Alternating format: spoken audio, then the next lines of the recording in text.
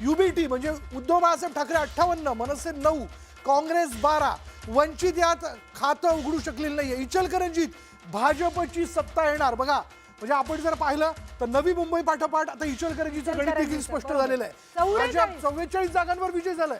प्रियंका, इचलकरंजीमध्ये मतदानाची टक्केवारी ही सगळ्यात जास्त होती. विशाल सर, 70% मतदान इचलकरंजीमध्ये झालंय. सगळ्यात पहिला निकाल न्यूज 18 मराठीवरती आपण इचलकरंजीचा बघितला होता. वॉर्ड क्रमांक 4 नगरसेवक त्यांचे निवडून आले होते. सोलापूरची आकडेवारी आपण पाहूयात. सोलापूरमध्ये भाजप 62 जागांवर आघाडीवर आहे.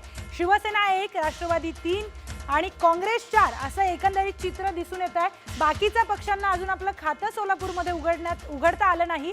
सोलापूरमध्ये खरं तर प्रणिती शिंदेची प्रतिष्ठा पणाला लागलेली होती, पण तसं काही पणालाच लागलेली दिसून येते. पणालाच लागलेली दिसते. म्हणजे 4 जागांवरती फक्त त्यांची आघाडी दिसून येते. भाजप 62, थोडे झिडके नाही, भाजप 62 जागांवर त्या ठिकाणी आघाडी ठेवून आहे. त्याच्यामुळे विजयाचा जल्लोष करत असताना कडक भाकरी आणि मस्तपैकी शेंगदाण्याची चटणी यावरती कार्यकर्ते संध्याकाळी ताव मारणार आहेत.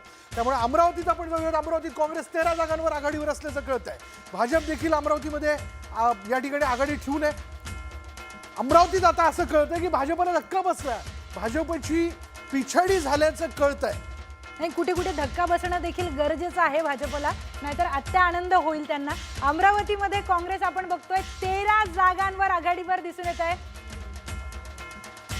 त्यामुळे आपण जर पाहिलं तर अमरावतीत भाजपला मोठा धक्का बसलेला आहे. भाजपची आघाडी दिसून येत होती, पण त्यांची पिछाडी झाल्याचं या ठिकाणी बघायला मिळत आहे. अमरावतीमध्ये काँग्रेसने आघाडी घेतल्याचं कळतंय. म्हणजे यशोमती ठाकूर असेल, त्यानंतर इतरही त्यांचे काँग्रेसचे महत्त्वाचे नेते असतील, यांनी जोरदार मोर्चेबांधणी या निवडणुकीत केलेली होती आणि त्यांची मोर्चेबांधणी या ठिकाणी यशस्वी झाल्याचं आपल्याला बघायला मिळतंय. स्थानिक पातळीवर अनिल बोंडे देखील यावरती या निवडणुकीत तळ ठोकून होते. परभणीचं काय आहे आपण बघूया. जगात जर्मनी आणि राज्यात परभणी असं परभणीला म्हणतात. परभणीमध्ये भाजप 4 जागांवर आघाडीवर आणि खास करून शिवसेना युबीटी 10 जागांवर आघाडीवर आहे.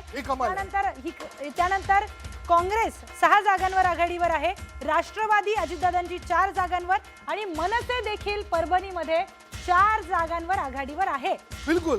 यानंतर देखील पुढले अपडेट्स आपण जाणून घेऊयात.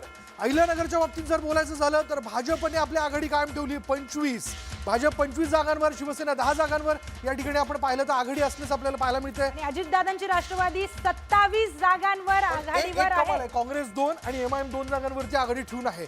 त्याच्यामुळे यात शिवसेनेच्या पाठोपाठ राष्ट्रवादी काँग्रेस 27 जागांवरती आघाडी ठेवून असल्याचं आपण पाहतोय.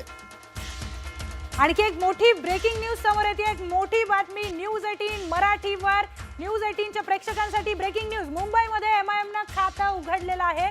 मुंबईमध्ये एमआयएमचा उमेदवार